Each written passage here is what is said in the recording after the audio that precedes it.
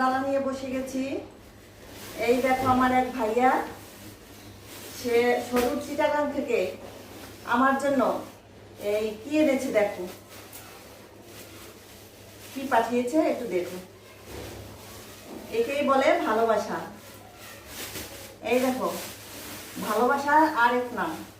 সেই সুদূর চিটাগাং থেকে আমার জন্য পাঠিয়েছে বিন্নি ধানের চাল। এটাকে আমি দেখাচ্ছি, ঢেলে দেখাচ্ছি। এখানে মনে হয় 5 কেজির মতন আছে। দেখো বন্ধুরা, এখানে আছে বিন্নি ধানের চাল। জানি না এটা কিভাবে রান্না করে খায়, নাকি পায়েস খায়, নাকি পিঠাপুলি খায়। সবাই একটু কমেন্টস করে জানাবেন আমাকে যে এই চালটা কিভাবে খায়। আসলে শুধু নাম শুনেছি, বইতে পড়েছি, কিন্তু দেখা যায় এই বিন্নি ধানের চাল এখনো দেখিও নাই। আর এটা দিয়ে কি খায় শুনেছি, বিন্নি ধানের খই হয়, কিন্তু চাল থেকে কি তৈরি হয় সেটা তো আমার জানা নেই। যদি কারো জানা থাকে তাহলে একটু কমেন্টস করে জানিও যে এটা দিয়ে পিঠে খায়, নাকি পায়েস, নাকি পোলাও ভাত রান্না করে খায়। এই দেখো আর কি পাঠিয়েছে জানো তো? এই দেখো, আমি ভাইয়াকে বলেছিলাম, ভাইয়া ওখানে শুটকিটা অনেক মজা। বিয়ের পরে যখন আমার বর্মশাই আমাকে দিয়ে চিটাগাং যায়, তখন ওখানে একটা রেস্টুরেন্টে আমরা শুটকি খাই ভর্তা।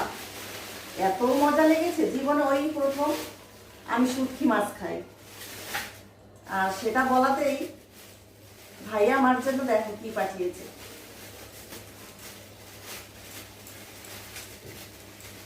এত টাইট করে বাঁধা না, শুটকির গন্ধে মাছি চলে এসছে। এই দেখো আমার জন্য, এই দেখো লটে ফুটছে একদম।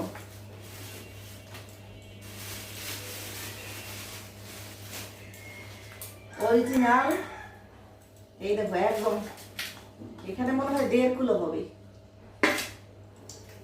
লইট্টা শুটকি দিয়েছে। আহ কি সুন্দর গন্ধ। আর যদি কারো জানা থাকে এই শুটকিটা আমি কিভাবে সংরক্ষণ করব, আমাকে একটু জানাবে প্লিজ। এটা কি ফ্রিজে রাখবো কেটে, নাকি বক্স ভরে রেখে দেবো? আমাকে একটু জানিও তো কিভাবে রাখলে এটা ভালো হবে। এরই নাম ভালোবাসা। কোনো আত্মীয় নয়, কোনো রক্তের সম্পর্ক নয়, কিন্তু তারপরেও ভালোবাসা অটুট। টাটা।